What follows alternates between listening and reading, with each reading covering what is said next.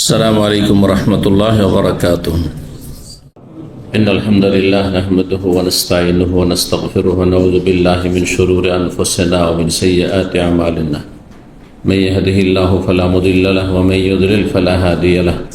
وأشهد أن لا إله إلا الله وحده لا شريك له وأشهد أن محمدا عبده ورسوله صلى الله تعالى عليه وعلى آله وصحبه وسلم تسليما كثيرا.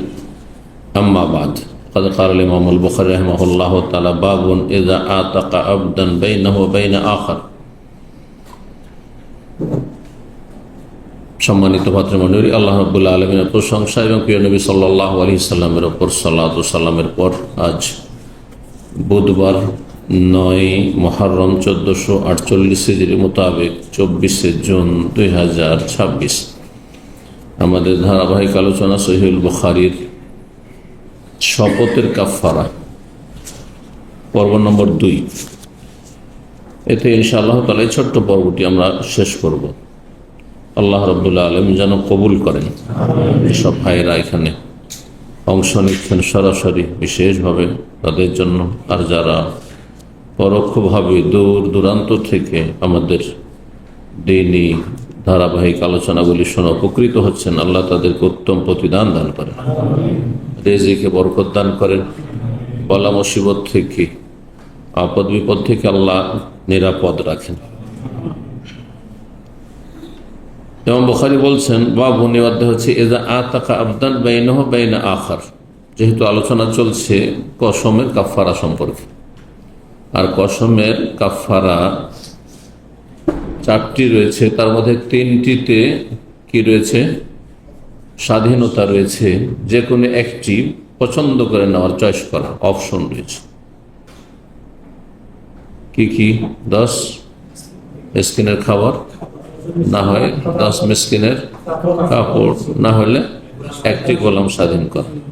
এই যে গোলাম স্বাধীন করা বিষয়টি রয়েছে, এই জন্য গোলাম সম্পর্কে এই দুটো অধ্যায় এখানে রয়েছে।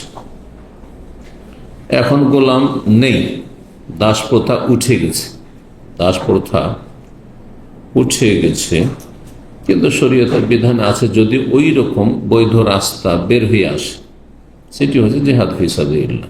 বাস্তবে জিহাদ ফি সাবিলিল্লাহ নেই, সুতরাং দাস প্রথা নেই। তো আর যদি না পারে এই 3টির কোনো একটি না পারে, কোনোটি পারছে না, তাহলে কি করবে? খুব সহজ, 3টি রোজা রাখা, সিয়াম পালন করা। বলছেন বাবুনি অধ্যায় হচ্ছে কোনো ব্যক্তি যদি স্বাধীন করে আবদান কোনো দাসকে, কিন্তু দাসটি তার একার না, বাইনহু বাইনা আখার, তার এবং আরো অন্য একজনের মাঝে শরিকানা রয়েছে। তাহলে বোঝা গেল যে যেমন বাড়িঘর বিল্ডিংয়ে কি থাকে? পার্টনারশিপ থাকে, থাকে না? একটা বিল্ডিং অনেকে তাতে অংশ রেখেছেন, এমনকি একটা ফ্ল্যাটও অংশ রাখতে পারেন। একটা ফ্ল্যাটে অংশ রেখেছেন, বসবাসের ক্ষেত্রে যিনি বসবাস করবেন, যদি যে ভাড়াটা হবে অর্ধেক ভাড়া দেবেন, আর যদি দুইজনে বসবাস না করে যে ভাড়াটা আসবে সেটা তখন অর্ধে ভাগ করবে, ঠিক না? তাহলে একটি ফ্ল্যাট যদি থাকে তাতেও কয়েকজন ভাগ নিতে পারেন, যে একটি ফ্ল্যাট আমি তৈরি করতে পারবো না, আমরা 10 জন মিলে করি।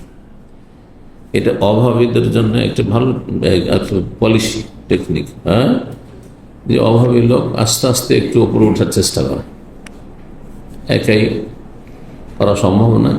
সুতরাং বিশ্বস্ত ব্যক্তি, আমানতের ব্যক্তি, এখনো সামান্য কিছু আছে,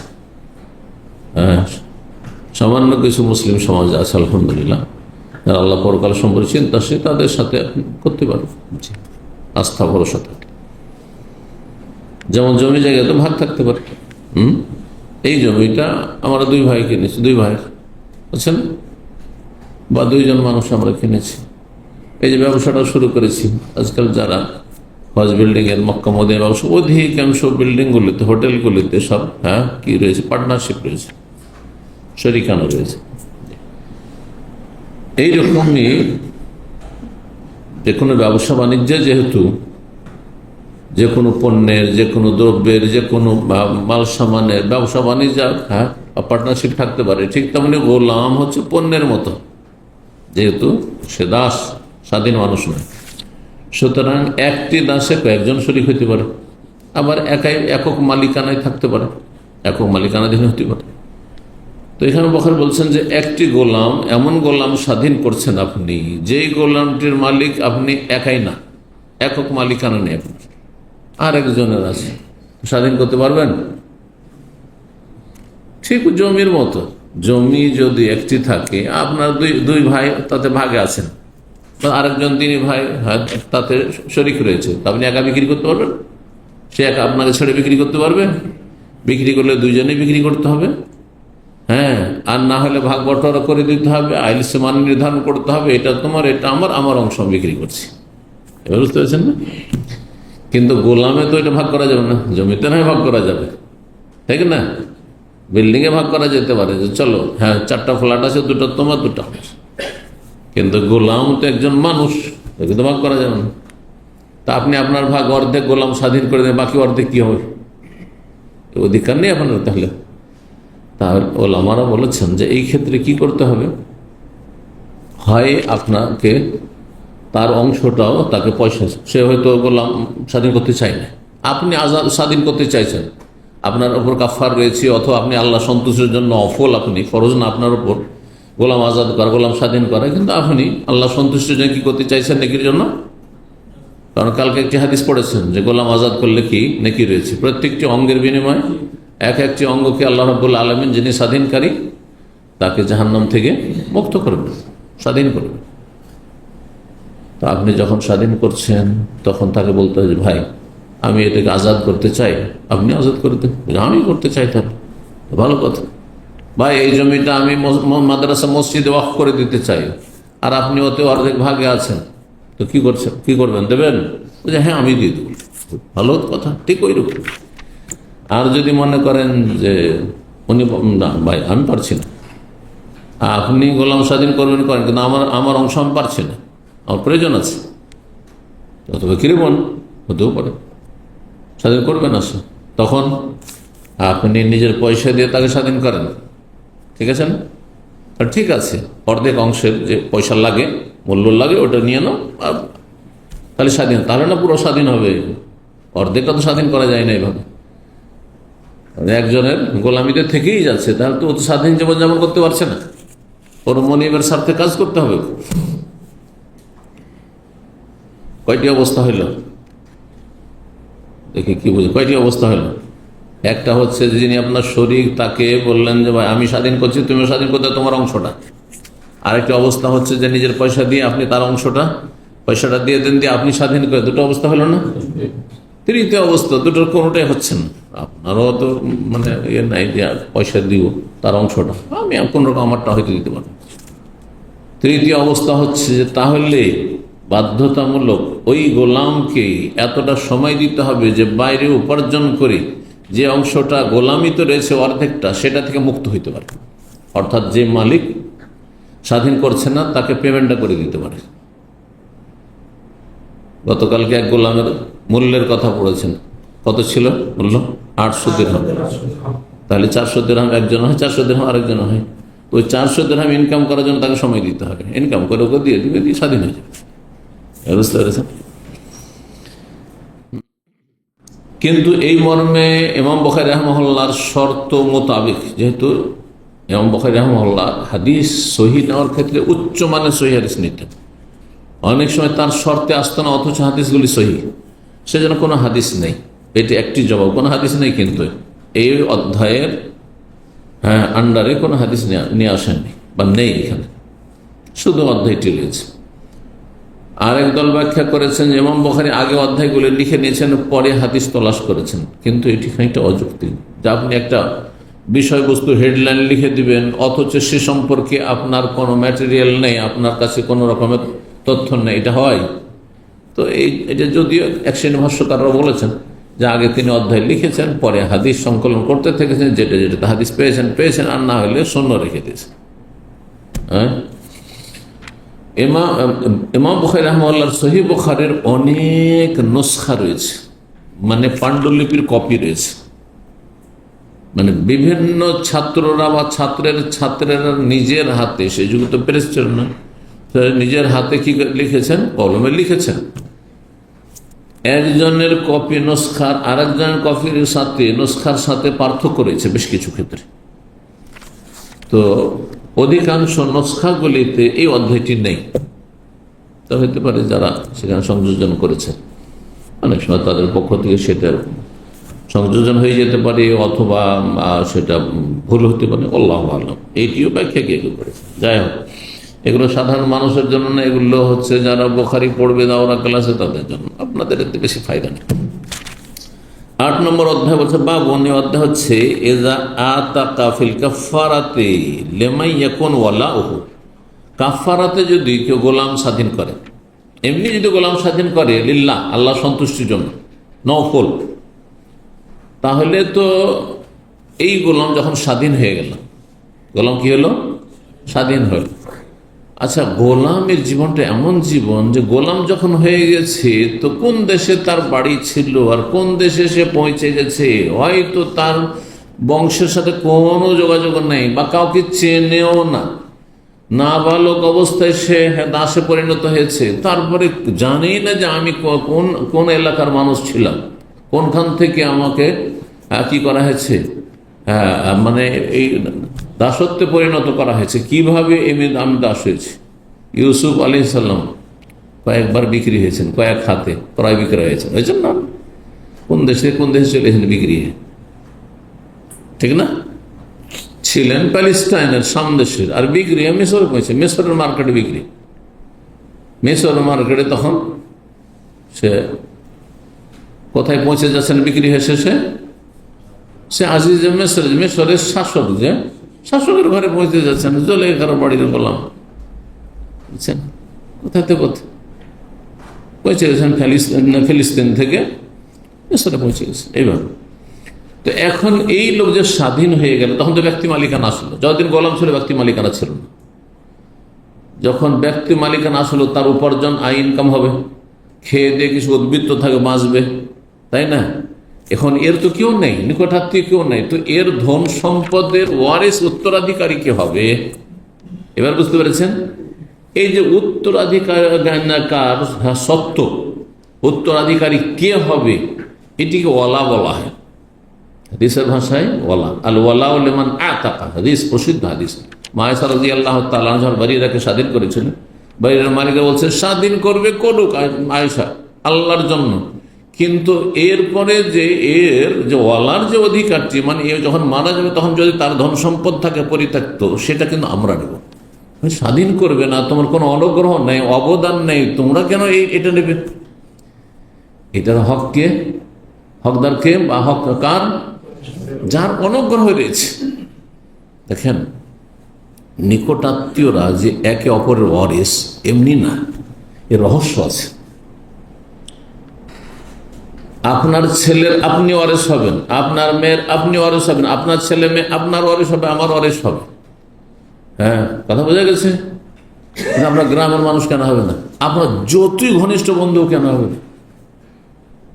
কারণ এদের দায় দায়িত্ব রয়েছে, এদের তারপরে অবদান এহসান রয়েছে, বাপ মায়ের এহসান রয়েছে ছেলে মেয়ের ওপর, সুতরাং বাপ মা ওয়ারিস হবে, দাদারও এহসান রয়েছে, দাদির এহসান রয়েছে, তারাও ওয়ারিস হবে। এই জন্য বুঝতে পারছি ফারাইজের অধ্যায় কিন্তু সামনে আসছে।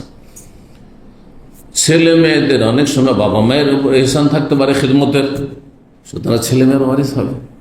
ভাইয়ের এহসান থাকতে পারে, সুতরাং ছেলে মেয়ে না থাকলে ভাই ওয়ারিস হবে। বুঝতে পেরেছেন? জি, এমনি তো না। যারা ওয়ারিস হবে, লাভবান হবে, তাদের কিছু গুরু দায়িত্ব রয়েছে।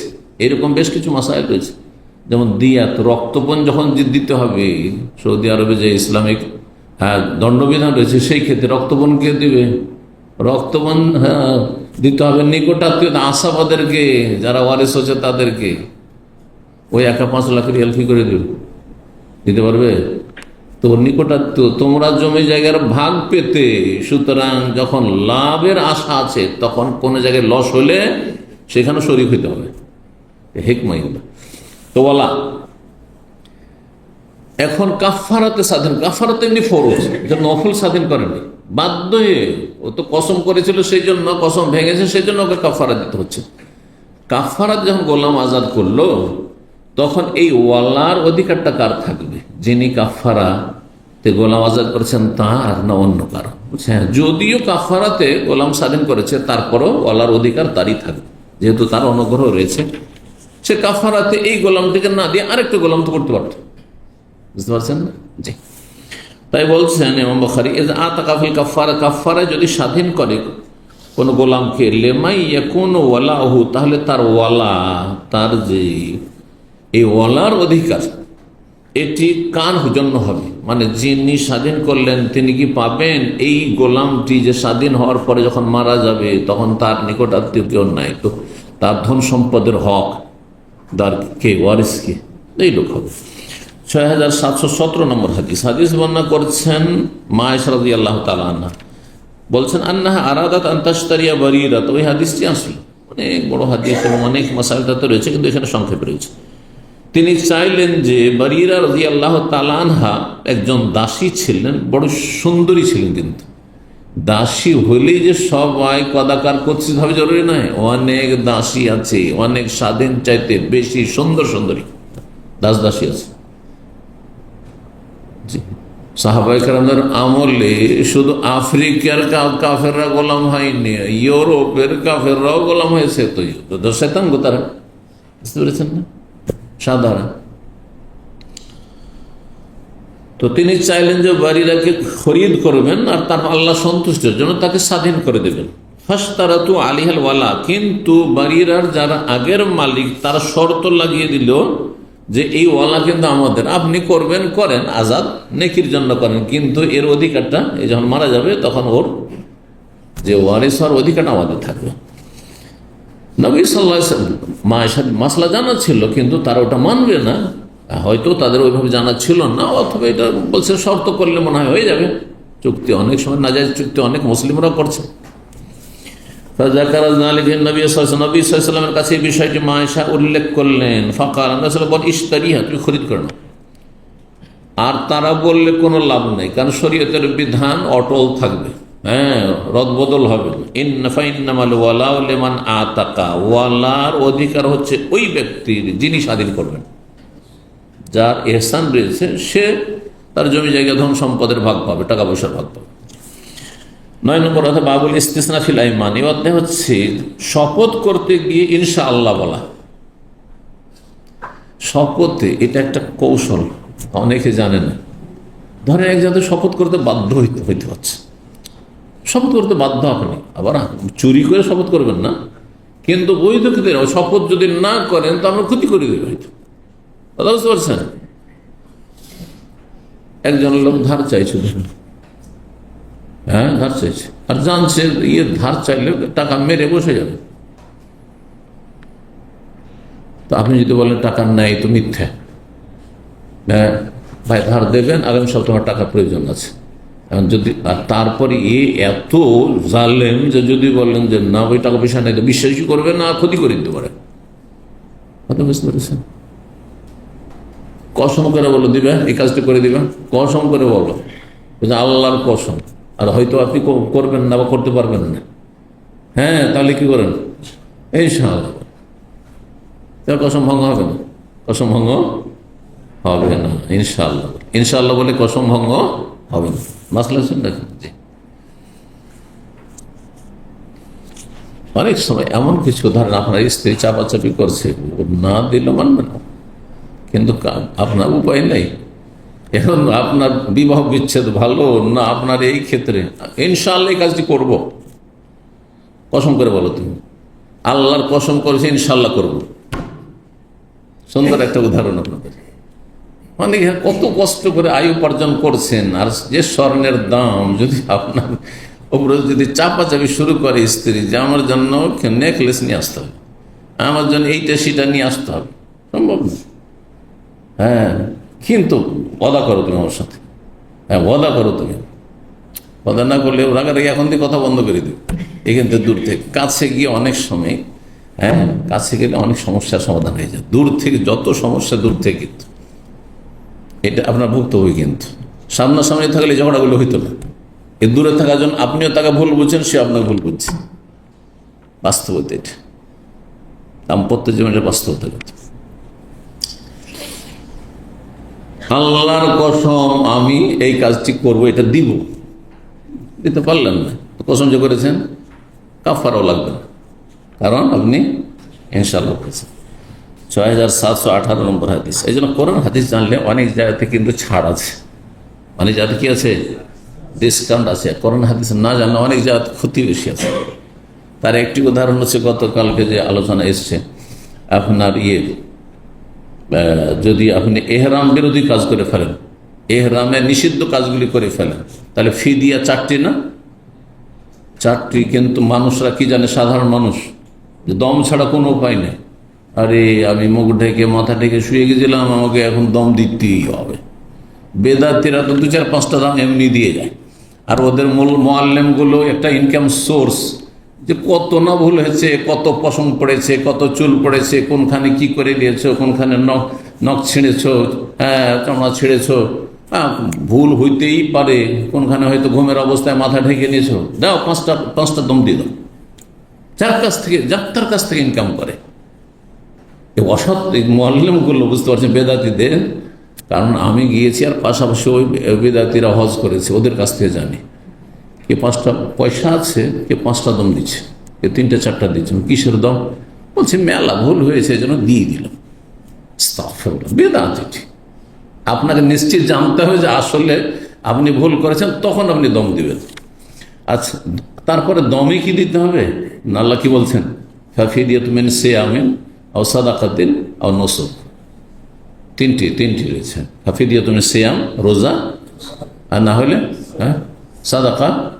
তো অপশন যে কোনো একটা করতে পারেন, এইটা যে না পারলে তো কোরবানি আজকাল 700-800 রিয়াল না হলে কোরবানি হয় না, দম হয় না। আর এখন না 3টা রোজা মাত্র বিনা পয়সাতে হয়ে যাবে। আচ্ছা, যদি আপনি মানে রোজাও না রাখেন তো কি 6 মিসকিনের খাবার 6-15-90-100 রিয়ালে হয়ে যাবে, হবে না? এই জন্য বলছি যে অনেক জায়গাতে শরীয়তের মাসলা মাসায় জানলে অনেক ক্ষয়ক্ষতি থেকে বাঁচতে পারবে, আর না জানলে ক্ষতিগ্রস্ত, দিনেরও ক্ষতি, দুনিয়ারও ক্ষতি। আবু মুসা আশআরী রাদিয়াল্লাহু তাআলা আনহু বলছেন, আতাইতু রাসূলুল্লাহ সাল্লাল্লাহু আলাইহি ওয়াসাল্লাম ফি রাহাতি মিনাল আশআরিয়িন। এই হাদিসটি কয়েকবার করে এসেছে, এই জন্য এখানে সংক্ষেপে আলোচনা যথেষ্ট। আবু মুসা আশআরী তার গোত্রের কয়েকজনকে সাথে নিয়ে রাসূলুল্লাহ সাল্লাল্লাহু আলাইহি ওয়াসাল্লামের কাছে এসেছিলেন। বলছেন ফি রাহাতি মিনাল আশআরী গোত্রের কয়েকজন লোকের সাথে বা প্রতিনিধি দলের সাথে আমি এসেছিলাম। কিসের জন্য? অভাবী, তাদের কাছে উট নেই বাহনের জন্য, আর উট হচ্ছে মরুভূমির জাহাজ। আস্তাহমেল, নবী সাল্লাল্লাহু আলাইহি ওয়াসাল্লামের কাছে বাহন চাইতে এসেছিলাম, সওয়ারি চাইতে এসেছিলাম। ফাকালা, বললেন নবী সাল্লাল্লাহু আলাইহি ওয়াসাল্লাম। সেই সময় নবী সাল্লাল্লাহু আলাইহি ওয়াসাল্লাম হয়তো কোনো ক্ষেত্রে অসন্তুষ্ট ছিলেন, রাগান্বিত ছিলেন, রাগের অবস্থায়।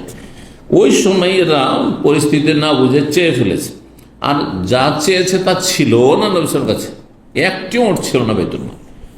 আল্লাহ, আল্লাহর কসম করে বলছে, লা আহমেলুকুম, তোমাদেরকে আমি সওয়ারি দেবই না, বাহন দেব না। মাইন্দিমা আহমেলুকুম, আর আমার কাছে নেইও যে তোমাদেরকে বাহন দেব, কিছু নেই আমার কাছে।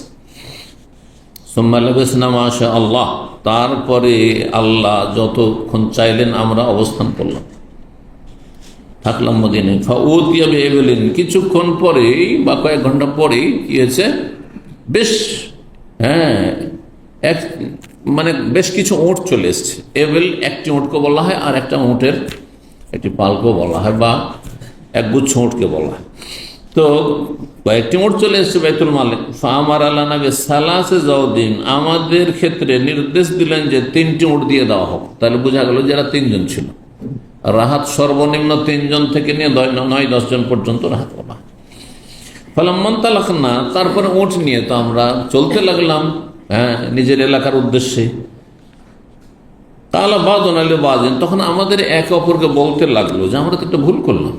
নবী সাল্লাল্লাহু আলাইহি ওয়াসাল্লাম কসম করে বলেছেন আল্লাহর কসম দেব না, আর নবী সাল্লাল্লাহু আলাইহি ওয়াসাল্লাম হয়তো কসম করেছেন এটা ভুলেও গেছেন, কসম করেছেন তো কসমটাকে রক্ষা করলে তাহলে তো দিতেন না, তো উনি হয়তো ভুলে গেছেন।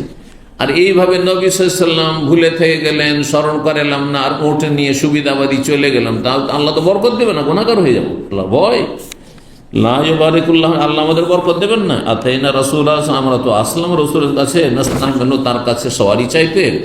তখন তিনি ফাহালাফা, কসম করে নিলেন, আল্লাহ ইয়াহমেলান, আমাদের কোনো সওয়ারি দেবেন না। আর কিছুক্ষণ পরে আবার আমাদেরকে সওয়ারি দিয়েও দিলেন। ফাখা আবু মুসা বলেন, ফাতাইনা, আমরা ফিরে আসলাম ওদের কাছে। তাহলে মদিনা থেকে ওরা রওনা দিয়ে দিয়েছিল, হয়তো কাছাকাছি ছিল, ফিরে আসলো। ফাযাকারনা যালিক, বিষয়টি নবী সাল্লাল্লাহু আলাইহি ওয়াসাল্লামের কাছে আলোচনা করলাম বা উল্লেখ করলাম। ফাকালা, তখন নবী বললেন যে আমি বলিনি, মা আনা হামালতুকুম, আমি তোমাদেরকে আসলে বাহন দিইনি, আল্লাহ সুব্যবস্থা করেছে। মানে এই সময় হঠাৎ করে মোট চলে আসবে, আমি তো নিজে ভাবিনি। গায়েব তো নবী সাল্লাল্লাহু আলাইহি ওয়াসাল্লাম জানতেন না যতক্ষণ আল্লাহ না জানাতেন।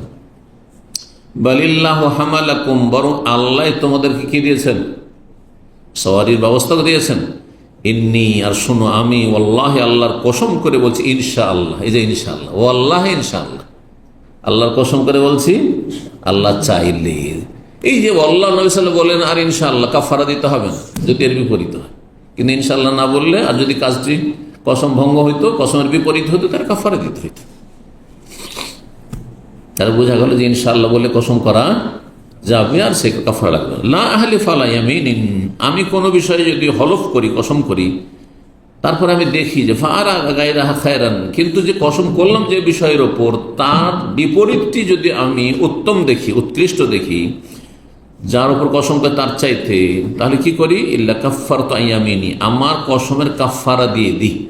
আগে কসমের কাফফারার কথা উল্লেখ করা হলো, তাই না?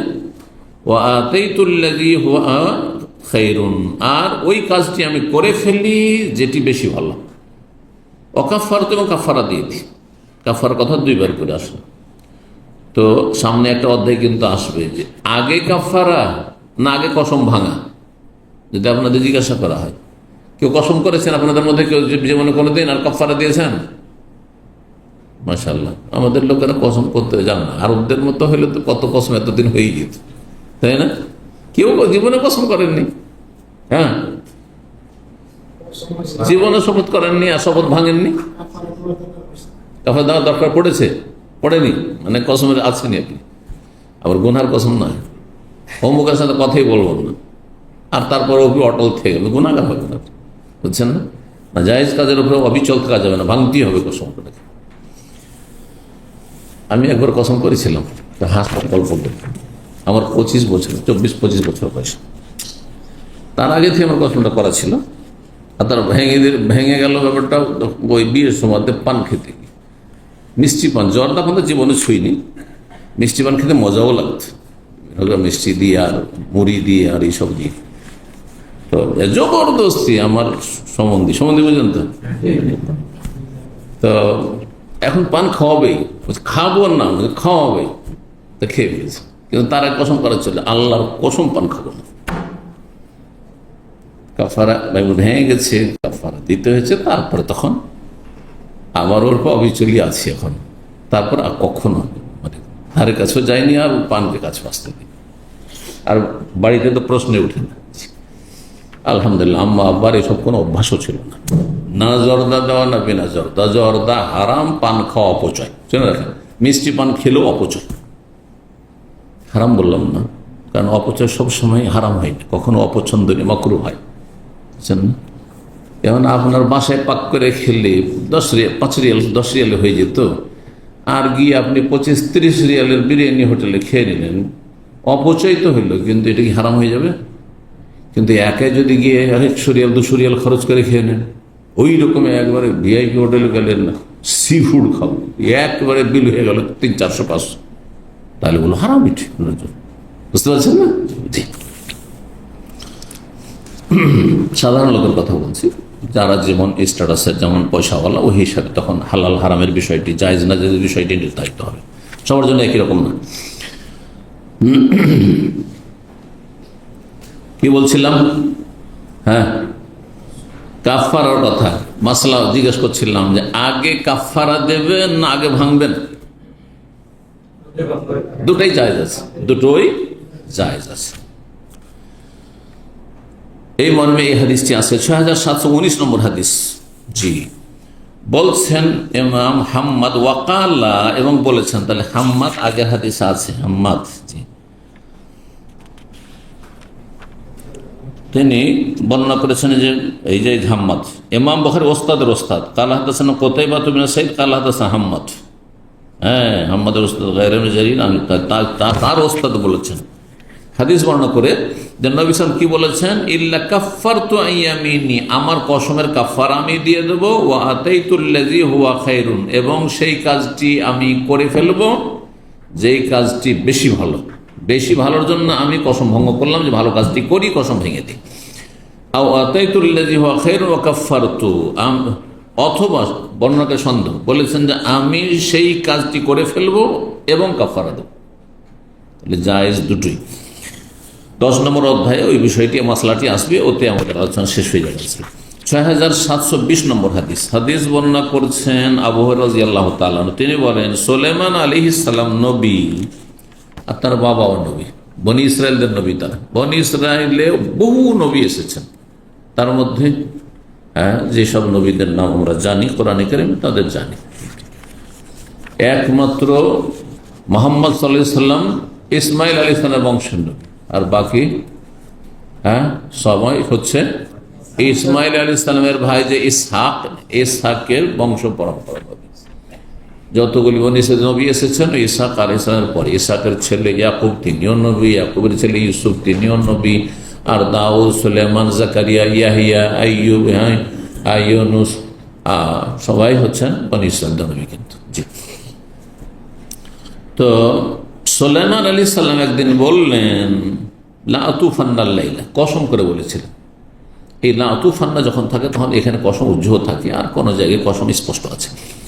আমি অবশ্যই শপথ করে বলছি, আজকের রাতে আমি মিলিত হব আলা 90 জন স্ত্রীর সাথে, মানে তাদের সাথে আমি সহবাস করব।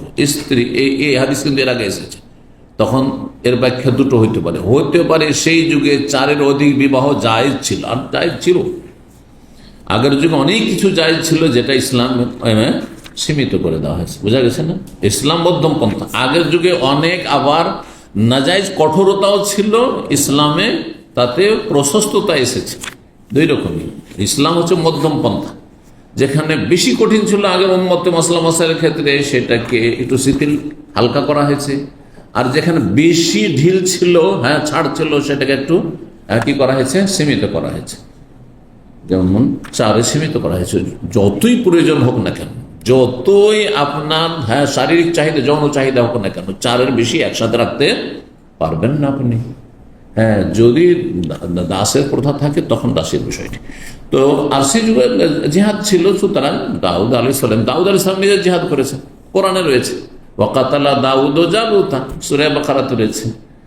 দাউদ আলাইহিস সালাম জালুত রাজার বিরুদ্ধে, তালুত আর জালুত দুইজন রাজা, তালুত মুসলিম রাজা, মুসলিম খলিফ, মুসলিম রাজা, আর জালুত হচ্ছে কাফের রাজা। তালুত রাজার নেতৃত্বে দাউদ আলাইহিস সালাম প্রধান সেনাপতি হিসেবে জিহাদ করেছেন। কথা বুঝছেন না?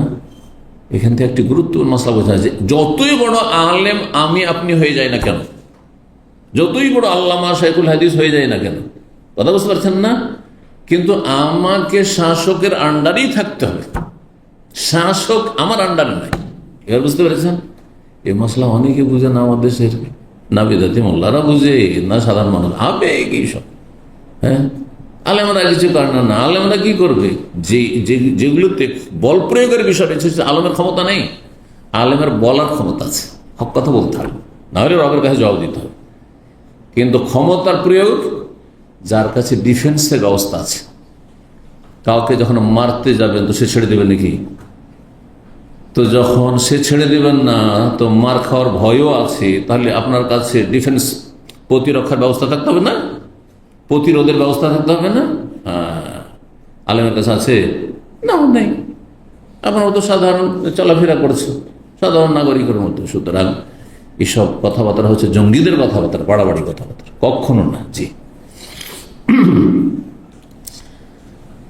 তো সুলাইমান আলাইহিস সালাম 90 জন স্ত্রীর সাথে একদিন নিয়ত করলেন যে আজকে রাত্রে আমি তাদের সাথে সহবাস করব।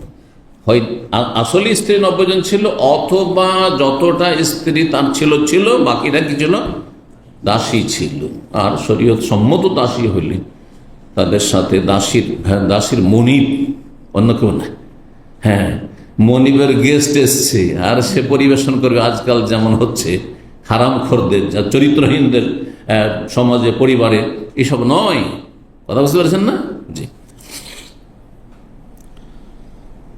তো আমি 90 জন নারীর সাথে মিলিত হব, স্ত্রী না বলে নারী বললে তাহলে দুটোই ব্যাখ্যাকে সামিল হয়। নারী নিজের স্ত্রী হইতে পারে, আবার দাসী নারী হইতে পারে।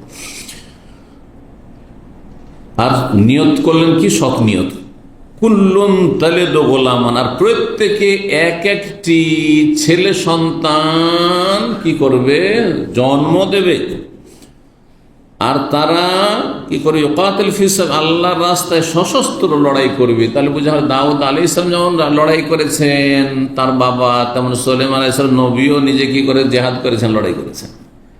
হ্যাঁ, আর তার বনি ইসরাইলদের, হ্যাঁ, এই যে ইহুদি খ্রিস্টান যাদের দোহাই দিয়ে থাকে তাদেরই নবী ছিলেন।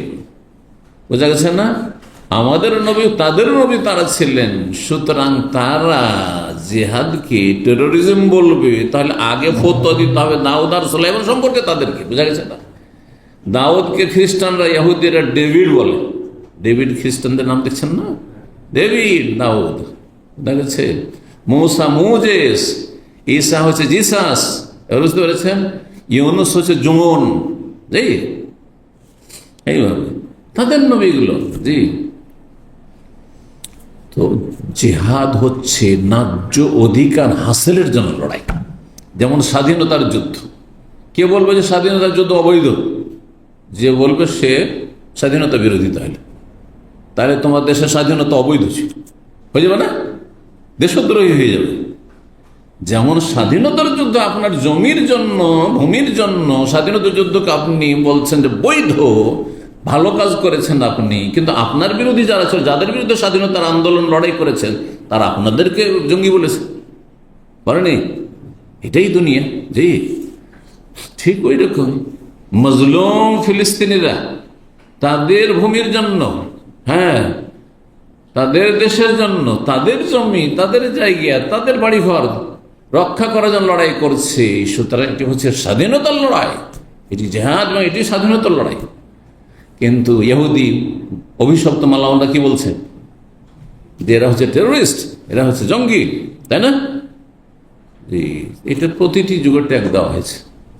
এতে বিচলিত হবে না, কিন্তু বুঝতে হবে জিহাদ মানে ফাসাদ নয়, জিহাদ মানে শান্তি প্রতিষ্ঠা, জিহাদ মানে ক্যান্সারের চিকিৎসা করা, অস্ত্রোপচার করা, অপারেশন করা।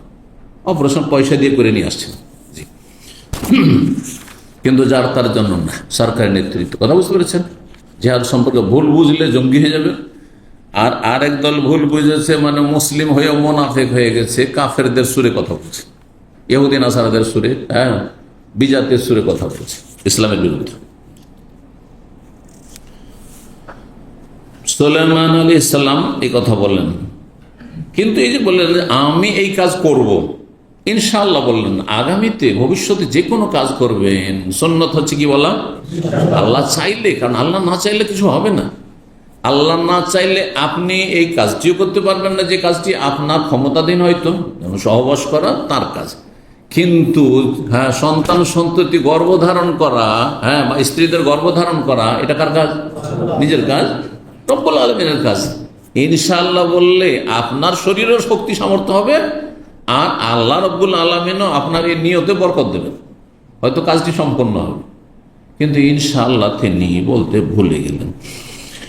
ফাকাল্লাহু সাহিবহু, তার সঙ্গী বললেন, তার সঙ্গী এখানে সুফিয়ান যে রয়েছেন, সুফিয়ান ইবনে উয়াইনা, তিনি বলছেন যে ইয়ানিল মালাক, সুলাইমান আলাইহিস সালামের সঙ্গী মানে ফেরেশতা, কারণ তিনি নবী, আর নবীর সাথে অনেক সময় ফেরেশতা থাকতেন, কথা বলতেন। তো ফেরেশতা ওই সময় তাহলে সেখানে বিদ্যমান ছিলেন, মজুদ ছিলেন। ফেরেশতা একটু স্মরণ করেন যে কল ইনশাআল্লাহ, ইনশাআল্লাহ বলুন যে এই কাজটি করব, ভালো কাজটি, শুভ কাজটি, তো ইনশাআল্লাহ বলেন। ফানাসিয়া, কিন্তু বলছি করে ভুলে গেলেন, হয় না? এটা আমাদের তো খুবই বেশি হয়, জানি না আপনাদের হয় কিনা। কারণ আমাদের কাছে এত একে মেসেজ দিতে হবে, ওর মেসেজটা পড়তে হবে, ওর মেসেজটা জবাব দিতে হবে, ওর প্রশ্নের জবাব দিতে হবে, ও একটা কিছু চেয়েছে ওটা বলতে হবে, ওর এর সাথে আজকে যোগাযোগ করতে হবে। কথা বুঝতে পেরেছেন? ও তো কালকে এতটি কল মিস গেছে, সেগুলো দেখতে হবে। এতগুলি কাজের মধ্যে প্রতিদিন নিয়ত করি যে সবগুলো কাজ সেরে নেবো, কিছু হয় কিছু থেকেই যায় বুঝলে থেকে গেলাম তো থেকে গেল, হচ্ছে না এমনকি একসাথে দুটো কাজ আসে। একটি কাজ এই কাজটি করেন, হঠাৎ করে একটা মেসেজ চলে এলো, এটার জবাব দিতে যে কাজটি করতে গেছে ওইটা আবার ভুলে গেলাম। এই দুটো কাজের মধ্যে ভুলে যাব না। তো ওই রকম হতে পারে যে কর্মব্যস্ততায় সুলাইমান আলাইহিস সালাম ছিলেন আর ফেরেশতা স্মরণ করেন, কিন্তু তারপরও আচ্ছা বলছি বলে ফানে আসিয়াতে ইনশাআল্লাহ বলতে ভুলে গেছেন, তাহলে ইচ্ছা করে কাজ করেন যে ইনশাআল্লাহ বলবো না। ঠিক ফাতাখাবাহিন না, কিন্তু রাত্রে তিনি কি করলেন? সহবাস্ত করলেন সবার সাথে। ফালাম তাতিমরাত মিনহুন বিওয়ালাদিন, কিন্তু তাদের একজন কোন সন্তান কি করলো না, জন্ম দিতে পারলো না, কেউ গর্ভধারণই করলো না, কেউ গর্ভধারণ করল না, একজন ছাড়া। বলছেন যে ইল্লা ওয়াহেদা, একজন স্ত্রী, একজন নারী শুধু গর্ভধারণ করলো, তাও বেশিকে গোলামিন, একটি অপূর্ণ সন্তান, অপূর্ণ সন্তান যেটি আর বাঁচল না। ফকাল আবু হুরায়রা ইয়ারবিহি বর্ণনা করে বলছেন, লাউ ক্বালা ইনশাআল্লাহ, নবী সাল্লাল্লাহু আলাইহি ওয়াসাল্লাম বলেছেন যে সুলাইমান আলাইহিস সালাম যদি ভুলে না যেতেন, আল্লাহ যে কাজটি করাবে না ওখানে আমরা বলিয়ে দিই। বুঝতে পেরেছেন? যেদিন আপনার অ্যাক্সিডেন্ট হবে সেই দিন হয়তো সকালে জিকির আজকার পড়েননি, অথবা সন্ধ্যাবেলা জিকির আজকার পড়েননি, আর দুর্ঘটনার শিকার হয়েছে। বুঝতে পেরেছেন? এটা আমি অনেক সময় দেখেছি। আচ্ছা, যে অ্যাক্সিডেন্ট হইলো, তো আজকে এই দোয়াগুলি বা এই দোয়াগুলি পড়েছিলাম কিনা, বা এই গাড়িতে বসার দোয়াটি পড়েছিলাম কিনা, বা বাসা থেকে বের হওয়ার সময় বিসমিল্লাহ তাওয়াক্কালতু আল্লাহ পড়েছিলাম কিনা, সবগুলি আপনি হিসাব করেন, কোনখানে একটা ত্রুটি থেকে গেছে, আর ওই দিন আপনার দুর্ঘটনা ঘটে গেছে। এর নাম তকদির। তকদিরে যখন থাকবে, আপনি কোনো জায়গায় যেতে চান না, তারপরও কোনো না কোনো ভাবে ওখানে আপনি পৌঁছে যাবেন। এই মোটেই ইচ্ছে ছিল না, কিন্তু কিভাবে চলে গেছেন। আল্লাহ হেফাজত করুন, সমস্ত অনিষ্টতা আল্লাহ হেফাজত করুন আমাদের। বলছেন তিনি যদি ইনশাআল্লাহ বলতেন লাম ইয়াহনাস, তাহলে তার এই কসম ভঙ্গ হইত না।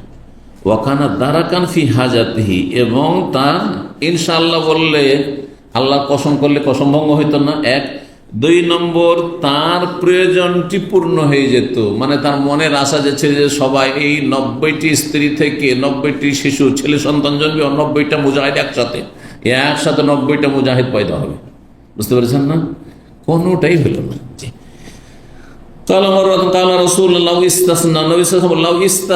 মানে সে যদি ইনশাআল্লাহ বলতো,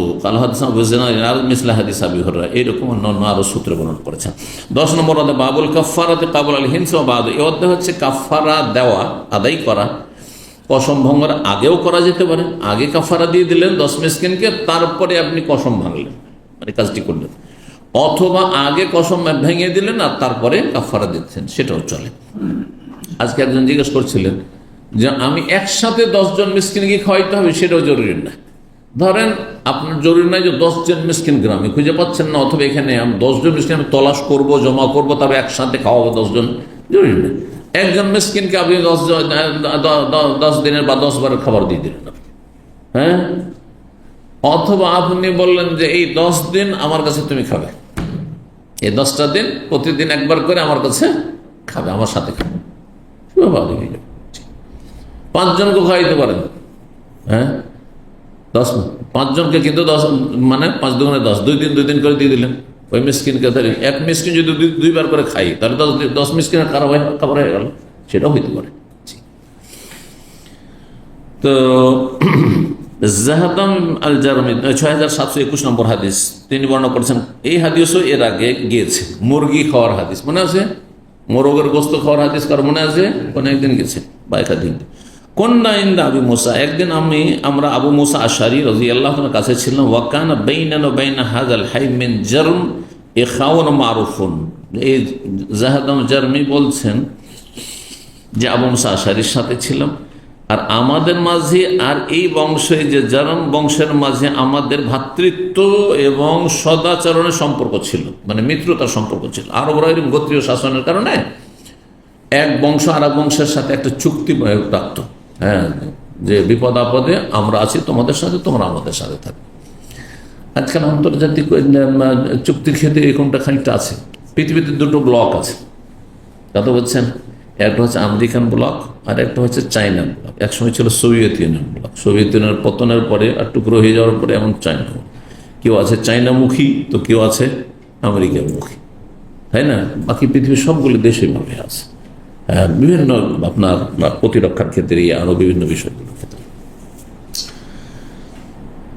কাল ফাকুদ্দেমা তমহ, তার খাবার পেশ করা, আবু মুসা আশারীর খাবার পরিবেশন করা হলো। কাল ওয়াকুদ্দেমা ফি তামিল লাহমুদাজাজিন, তার যে খাবার পরিবেশন করা হলো তাতে ছিল মোরগের গোশত। কাল অফিল কওমের রাজুলুন বাইনি তামিল্লাহ, সেই লোকজনের মাঝে একজন তাইমুল্লাহ গোত্রের লোক ছিল। আহমার, সে শ্বেতাঙ্গ ছিল। কান্নাহ, মনে হচ্ছিল তাকে দেখে যে সে স্বাধীনকৃত গোলাম ইউরোপের। হ্যাঁ, তখন পূর্ব ইউরোপে ইসলাম পৌঁছে গিয়েছিল, বা রোমান যাদেরকে বলা হয়, রোমি গোলাম ছিল। আর এদের রং হচ্ছে ইউরোপিয়ানদের মতো আজকালকে সাদা, শ্বেতাঙ্গ। আমার মানে লাল, কিন্তু আসল উদ্দেশ্য হচ্ছে শ্বেতাঙ্গ।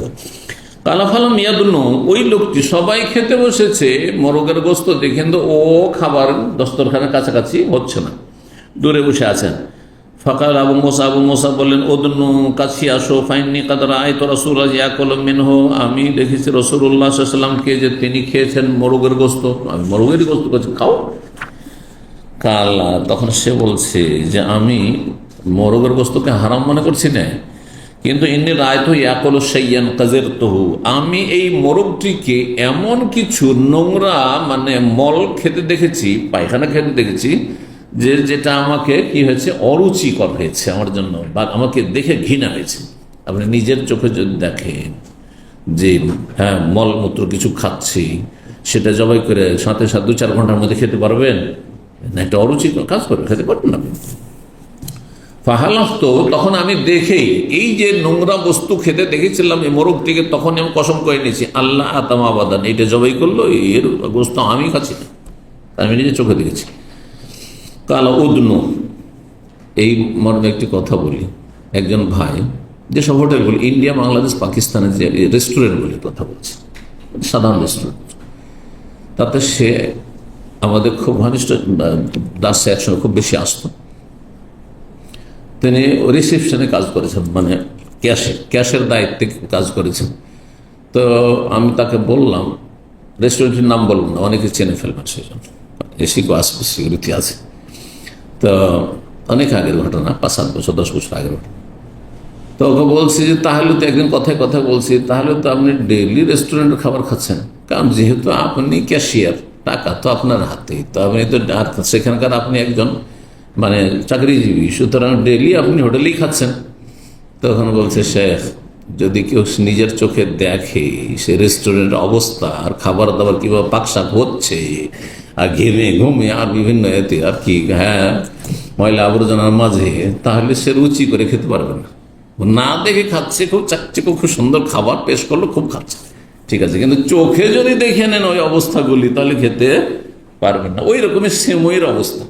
আমি এক সময় ঈদের দিন অন্তত সেমইটা খেতাম, তারপরে যখন দেখলাম এই অবস্থা যে পা দিয়ে সানছে, নাউযুবিল্লাহ, এইটা দেখার পরে একেবারে আমি আর সেমই খাই না।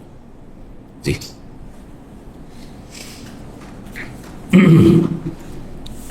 তাহলে ওদের আবু মুসা আশআরী বলছেন যে কাছে আসো, ও খবর কান জালিক, আমি বলছি তোমাকে, আমরা একদিন রাসূলুল্লাহ সাল্লাল্লাহু আলাইহি ওয়াসাল্লামের কাছে আসলাম, ফি রাহতিমিল আশআরী, একদল আশআরীকে নিয়ে, মানে ওই 3 জন আশআরী গোত্রের লোক নিয়ে আবু মুসা আশআরী আস্তামেলো, বাহন চাইতে, ওই আগের হাদিসটি। সেই সময় নবী সাল্লাল্লাহু আলাইহি ওয়াসাল্লাম সাদাকার উটগুলি, নামান, নাম মানে হচ্ছে উট, উটগুলি বিতরণ করছিলেন। সেই সময় রাগান্বিত ছিলেন, আর বিতরণ করে আমরা আস্তে আস্তে শেষ হয়ে গেছে, ফুরিয়ে গেছে। যখন আমরা এসে চাইলাম, তখন তিনি কসম করে বললেন, লা আহমেলকুম, তোমাদেরকে আমি সওয়ারি দেব না, অমাইন্দি মাহমেল, আর নেই আমার কাছে, কি দেবো তোমাদেরকে। কালা ফান্তালাকনা, তখন আমরা চলে গেলাম সেখান থেকে। রাসূলুল্লাহর কাছে কিছুক্ষণ পরে কি আসো, ফির নাহাবে এবলিন, গনিমতের কিছু উট আসলো, নাহাব মানে লুণ্ঠিত উট, তার মানে গনিমতের কাফেরদের থেকে যুদ্ধের ময়দানে লুণ্ঠিত গনিমতের উট আসলো। ফাকিলা, তখন বলা হইল, নবী সাল্লাল্লাহু আলাইহি ওয়াসাল্লাম বললেন সাহাবায়ে কেরামদেরকে যে আইনা হাউলাইল আশআরি, এই যে আশআরি লোকগুলো কয়েকজন একটু আগে এসেছিল, সওয়ারি চাইতে, উট চাইতে এসেছিল, কোথায়? ওরা ভয়ে চলে গেছে দূরে, যে আমরা এমন হয়তো ভুল কাজ করলাম, নবী সাল্লাল্লাহু আলাইহি ওয়াসাল্লামকে অসন্তুষ্ট করে দিলাম, চলে গেছে, একটু দূরে সরে গেছে। আইনা হাউলাইল আশআরিয়ুন ফাআতাইনা, তখন আমাদেরকে ডেকে নিয়ে আসা হলো, আমরা আসলাম। ফাআমারানা বিখামসি যাদিন, এখানে 5টি উটের কথা রয়েছে, হতে পারে যে প্রথম 3 জন, তারপরে আরো 2 জন হয়েছে, 5 জন হয়েছে। 5টি উট নিয়ে আসা হলে, এমন উট গুররি জোড়া, যেগুলির চূড়া, চূড়াকে আরেকটি ভাষায় কি বলা হয়, কি বলা হয়, যে চূড়া, উটের চূড়া বুঝেন না, সাড়ে চূড়া, কোজ, উটের চূড়াটা ছিল একবারে সাদা আর দেখতে সুন্দর ছিল। এক কথায় উটগুলি সুন্দর, যত সুন্দর হবে আপনার বলদ বা ষাঁড়, তত বেশি চূড়া উঁচা হবে, এটা বলার উদ্দেশ্য, মানে সুন্দর ছিল আর কি। কালা ফান্দাফানা, আমরা গেলাম, আসলাম, ছুটে আসলাম। ফাকুল তোলে আসাবি, সাথী সঙ্গীদেরকে বললাম, আমরা তো নিয়ে টান দিলাম, কিন্তু আবার চিন্তা করলে ভুল কাজ করলাম। সাথী সঙ্গীদেরকে বললাম, আমরা রসুলের কাছে যখন এসেছিলাম, নাস্তামেল বাহন চাইতে, তখন তিনি তো কসম করে নিয়েছিলেন যে আমাদেরকে বাহন দেবেন না, তারপর আমাদেরকে আবার ডেকে পাঠালেন আর আমাদেরকে বাহনও দিয়ে দিলেন। নাসিয়া রসুল ইয়ামিনাহু, হয়তো রসুল তার কসমটিকে ভুলে গেছেন, যে কসম করেছেন, না হলে কাজ করতেন আর দিতেন না, আমাদের কসম করেছেন, করেছেন। ওয়াল্লাহি, আল্লাহর কসম করে, লাইন তাগাফফালনা রাসূল আল্লাহ, আমরা যদি রাসূলুল্লাহ সাল্লাল্লাহু আলাইহি ওয়াসাল্লামকে তার শপথটি এরকম ভুলিয়ে রাখি, তিনি ভুলে থেকে গেলেন আর আমরা চুপচাপ উট নিয়ে চলে আসলাম, লা নুফলিহ, আল্লাহ তো জানতেন, তাহলে কখনো আমরা সফল হব না, আমাদের বরকত হবে না। ইরজিউ বিনা, চলো আমাদেরকে নিয়ে ফিরে চলো রাসূলুল্লাহর কাছে। ফাল নুযাক্কিরহু ইয়ামিনু, তাকে স্মরণ করাই, ইয়া রাসূলুল্লাহ আমাদেরকে দেবেন না বলে তো আপনি কসম করেছেন। ফারাজানা, ফিরে আসলাম, এসে বললাম, ইয়া রাসূলুল্লাহ তাইনাকা, যখন এসেছিলাম আপনার কাছে বাহন চাইতে, তখন আপনি তো কসম করেছিলেন যে আমাদেরকে দেবেন না, আবার তারপর আমাদেরকে বাহন দিলেন। তো আমাদের ধারণা হইল বা চিন্তা করলাম যে আপনি আপনার কসম হয়তো ভুলে গিয়ে আমাদেরকে দিয়েছেন। কালা, তখন নবী সাল্লাল্লাহু আলাইহি ওয়াসাল্লাম বললেন, ইনতালিকু, যাও যাও যাও, কোনো অসুবিধা নেই। ফাইন্নামা হামালাকুমুল, আল্লাহ তোমাদেরকে বাহন দিয়েছেন, আমি তখন দেখছি নেই আর তোমরা চাইছো, আর সেই সময় মন মেজাজ ভালো ছিল না, সেই জন্য আমি কসম করে আর আগে বলে দিয়েছিলাম যে আল্লাহর কসম দেব না, কিন্তু আল্লাহ তোমাদের বাহনের ব্যবস্থা করেছেন। একটু পরে উঠ চলে এসছে, ইন্নী আল্লাহ, আর আমি আল্লাহর কসম করে বলছি ইনশা আল্লাহ, এই যে ইনশাআল্লাহ আছে, কি লা হালিফা আলাই আমিন, কোনো বিষয় যদি হলফ করি, ফাআরা গায়রা খায়রান, আর তারপরে অন্যটিকে যদি ভালো মনে করি, তার চাইতে, যে কসম করেছি তার চাইতেও বেশি অন্য বিষয়টিকে, যেটি বিপরীত বিষয় সেটিকে ভালো মনে করি, ইল্লা আতাইতুল্লাযী হুয়া খায়র, যেটা ভালো সেটা করে ফেলি, ওয়া তাহাল্লালতুহা, কসম থেকে আমি মুক্ত হয়ে যাই। মানে মুক্ত হওয়া মানে কি, কাফারা দিয়ে, কাফারা দিয়ে মুক্ত হবে। কসম ভাঙলে কি করতে হবে, কসমের কাফারা দিয়ে মুক্ত হইতে হবে, নাহলে গুনাহগার হবে, এটি আর কি। 6722 নম্বর হাদিস, এর মাধ্যমে শেষ হবে ইনশাআল্লাহ। বলছেন আব্দুর রহমান ইবনে সামরা রাদিয়াল্লাহু তাআলা আনহু, তিনি বলেন, ক্বালা রাসূলুল্লাহ সাল্লাল্লাহু আলাইহি ওয়াসাল্লাম, রাসূলুল্লাহ সাল্লাল্লাহু আলাইহি ওয়াসাল্লাম বলেছেন, লা তাসআলিল ইমারাতা, তুমি নেতৃত্ব চেয়ে নিও না, নেতৃত্ব চেয়ে নিও না, কোন পদ চেয়ে নেবেন না। পদ চাইলে তাতে বরকত থাকে না, সে সাংগঠনিক পদ হোক, রাষ্ট্রীয় পদ হোক, কথা বুঝতে পেরেছেন, এই গণতন্ত্রের ইলেকশনের পদ হোক, মেম্বার ভোটে আপনি গ্রামের মেম্বার হচ্ছেন, চেয়ারম্যান ভোটে দাঁড়াচ্ছেন আপনি, অথবা আপনি অন্য কোনো ভোটে ইলেকশনে দাঁড়াচ্ছেন, আপনি পৌরসভার ভোটে দাঁড়াচ্ছেন আপনি, অথবা আপনি এমপি ভোটে আপনি সংসদ প্রার্থী হচ্ছেন, অথবা কোনো সংগঠন আপনি করেন আর সেই সংগঠনে আপনি আগ্রহী যে আমাকে যেন সম্পাদক বানানো হয়, না হয় সহ সম্পাদক, কমপক্ষে একটা যেন আমাকে কি দেওয়া হয়, পদ দেওয়া হয়, অথবা আমাকে সভাপতি করতে হবে। সুবহানাল্লাহ, আশ্চর্য, সহি আকীদার সংগঠন, আর তারপরে কাউকে সংগঠনের একটা পদ দেওয়া হয়নি, সেই জন্য কিছু লোককে নিয়ে তৈরি করে গ্রুপিং করে তারপরে কত কি যে করে, এরা আল্লাহ হিদায়াত দান করে। এই হাদিসকে ভুলে যায় তারা, অথচ তারা এক শ্রেণীর আলেম, কোরআন হাদিস পড়েছে, আমলে কেন এত উঠতে উঠি। বরং আপনাকে যখন যোগ্য মনে করে পদ দিতে চাইবে, আপনি পদ থেকে সরে দাঁড়াবার চেষ্টা করবেন, পালাবার চেষ্টা করবেন। তারপরে জবরদস্তি যদি চাপিয়ে দেওয়া হয়, তখন আপনাকে আল্লাহ বেশি তৌফিক দেবেন এবং তাতে বরকত দেবেন, আপনার দ্বারা কিছু কাজ হবে।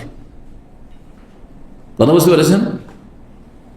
এই গণতন্ত্রের সবচেয়ে বড় খারাপ দিকগুলি তো মেলা আছে, কিন্তু একটি গুরুত্বপূর্ণ খারাপ দিক হচ্ছে কি, যে এতে পদ চাওয়া ছাড়া কেউ ক্যান্ডিডেট হতে পারে না। প্রার্থী মানে কি, আপনাকে গিয়ে বলতে হবে যে আমি আমি সাহেব, আপনি এমপি ভোটে কি হতে চাই, প্রার্থী হতে চাই। এবং শুধু প্রার্থী না, গ্রামে গ্রামে গিয়ে, বাড়ি বাড়ি গিয়ে ভোট ভিক্ষা করতে হয় যে আমাকে ভোট দিয়ে, আমাকে পদটা দিয়ে না, আমাকে ভাষা যেটাই বলেন না কেন, একটু খিদমতের সুযোগ দিন, একটু সেবা করার সুযোগ দিন, আর কত কি বলে না, আমি জাতির সেবা করতে চাই। সব ধোঁকাবাজি, সব ধোঁকাবাজি। আপনি আপনার পকেট ভর্তি করতে চান, আপনার দুনিয়ার স্বার্থ পুরা করতে চান, আপনি কেন পদ চেয়ে নেবেন? আপনি কথা বুঝতে পারছেন? জি। তো গণতন্ত্রের ইসলাম বিরোধী মেলা দিক রয়েছে, তার মধ্যে এটি একটি দিক। আর একটি দিক হচ্ছে কুফরি দিক, হচ্ছে যে জান্নাতি জাহান্নামী সমান, জান্নাতি জাহান্নামী সমান। লম্পট জীবনে আল্লাহকে সেজদা করেন একদিন, আর যে ফরজ সেজদা করে, নফল সেজদা করে, তাহাজ্জুদ পড়ে, সালাতুদ দুহাও পড়ে, জীবনে এক ওয়াক্ত নামাজ পড়েনি 7 বছর থেকে। কথা বলছেন? জীবনে এক ওয়াক্ত নামাজ পড়ে, একটা সেজদা ছাড়েনি। দুইজনের ভোট সমান। আল্লাহ বলছেন সূরা হাসরে, লা ইয়াস্তাউই আসহাবুন নার ওয়া আসহাবুল জান্নাহ, জান্নাতি এবং জাহান্নামী সমান না, কখনো সমান না। শুধু তাই নয়, কোরআনে বিভিন্ন ভাবে বিভিন্ন উপমা দিয়ে আল্লাহ বুঝিয়েছেন, রৌদ্র আর ছায়া সমান না, রাত আর দিন সমান না, আলো আর অন্ধকার সমান না, জ্ঞানী আর মূর্খ সমান না, ইত্যাদি ইত্যাদি। কত নেবেন এরকম? আর এখানে সমান। আল্লাহর ওলি শয়তানের ওলি সমান, আল্লাহর দুশ্মন আল্লাহর দোস্ত সমান, আলেম আর জাহেল সমান। আপনাদের সাথে যদি ভোট দিতে যাই, তো আপনারা যদি ধরেন অধিকাংশরাই অন্য একজনকে দিলেন, আর আমার সাথে যারা আসলো তাদের সংখ্যা কমে গেল, তাহলে আমি হেরে গেল, আপনারা জিতে গেলেন। এটার নাম গণতন্ত্র না? আর এটা দিয়ে আপনার হচ্ছে না, নেতা নির্বাচন হচ্ছে না, যার ফলে এই নেতৃত্বে কোনো বরকতি নেই। এই কাঠামোতে কোনো বরকতি নেই, অশান্তি আর অশান্তি। জি, এক অশান্তি যাচ্ছে আর এক অশান্তি চলে আসছে, বাস্তবে। আল্লাহ হেফাজত করুন। আল্লাহ মুসলিমরা এত দূর সরে গেছে ইসলাম থেকে, অকল্পনীয়। এগুলো নিয়ে মাঝে মাঝে আমরা গভীরভাবে চিন্তা করি আলেমদের সাথে বসে, যে ফিকার কিতাব যেসব মাসলা মাসাইলগুলি আছে, এই মুসলিম উম্মাহ এগুলো থেকে কত দূরে চলে গেছে। ফিকার কিতাবাদিতে খেলাফতের মাসলা মাসাইল আছে, খলিফার দায়িত্ব নিয়ে মাসলা মাসাইল আছে। এই গণতন্ত্র মাসলা মাসাইল কোথায় পাবেন আপনি? এই কুফরি মতবাদের মাসলা মাসাইল কোথায় পাবেন আপনি? কথা বুঝতে পেরেছেন? অবাক হয়ে যাবেন। হাদিস ওয়ালা হারাজ বলে শেষ করা যাবে না। যাই হাদিসটা শেষ করি। নবী সাল্লাল্লাহু আলাইহি ওয়াসাল্লাম বলছেন, লা তাসালিল ইমারাতা, ইমারত চেয়ে নিও না, নেতৃত্ব, ছোট নেতৃত্ব বড় নেতৃত্ব চেয়ে নিও না।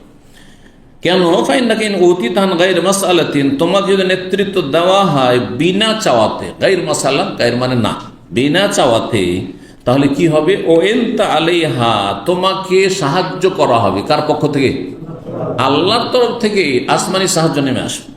ওয়াইন উতিতাহা আম মাসআলাতিন, আর তোমাকে তোমার চাওয়ার ভিত্তিতে যদি নেতা বানানো হয়, নেতৃত্ব দেওয়া হয়, ওকেলতা ইলাইহা, তাহলে এই নেতৃত্ব তোমার কাঁধে সুপর্দ করে দেওয়া হবে এবং আল্লাহর কোনো সাহায্য সহযোগিতা হবে না, কোনো সাহায্য হবে না। আল্লাহর ক্ষেত্রে সহযোগিতা শব্দটি চলবে না, কিন্তু আমি অনিচ্ছাকৃত বের করেছি। সহযোগিতা কাকে বলে? যে আপনার সাহায্য আমি করবো, আপনি আমার সাহায্য করবেন। কথা বলছেন না?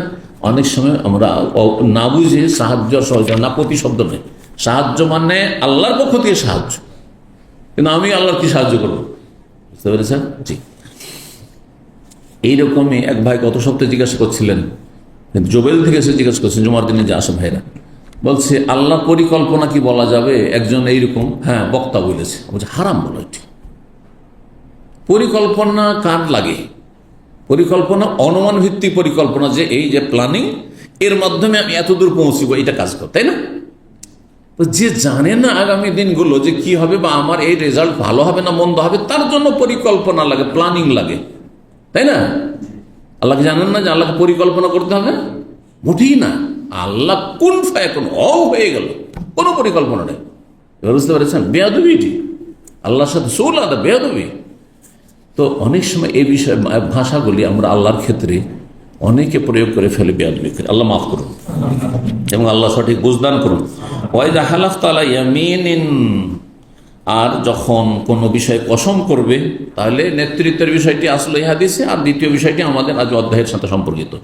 যখন কোনো বিষয়ে তোমরা শপথ করবে, ফারায়তা গায়রাহা খায়রান, কিন্তু তার ভিন্নটিকে তার চাইতে বেশি উত্তম দেখছো যে এটাই করলে ভালো দিন দুনিয়ার ক্ষেত্রে, ফাআতিল্লাযী হুয়া খায়র, তাহলে তুমি চলে আসো সেটিতে যেটি বেশি ভালো, মানে সেটা করে ফেলো যেটা তোমার জন্য বা তোমার সাথী সঙ্গীদের জন্য, তোমার আপনজন পরিবারের জন্য, মানুষের জন্য কল্যাণকর বেশি। ওয়াকাফির আইয়ামিন, কসম যেহেতু ভঙ্গ হয়ে গেল, তোমার কসমের কাফারা দিয়ে দাও। এ হাদিসের সমর্থক হাদিস আরো 2-3টি এসেছে অনুরূপভাবে, এইভাবেই কয়েকটি সনদগুলি বর্ণনা করেছেন। এখানে আজকের আলোচনা শেষ হচ্ছে। ওয়া জাযাকুমুল্লাহ খায়র। আল্লাহ আপনাদের ভালো করুন, রিজিকে বরকত দান করুন, দিন দুনিয়া সার্বিক কল্যাণ দান করুন। সুবহান রাব্বিকা রাব্বিল ইজ্জাতি আম্মা ইয়াসিফুন, ওয়া সালামুন আলাল মুরসালিন, ওয়ালহামদুলিল্লাহি রাব্বিল আলামিন।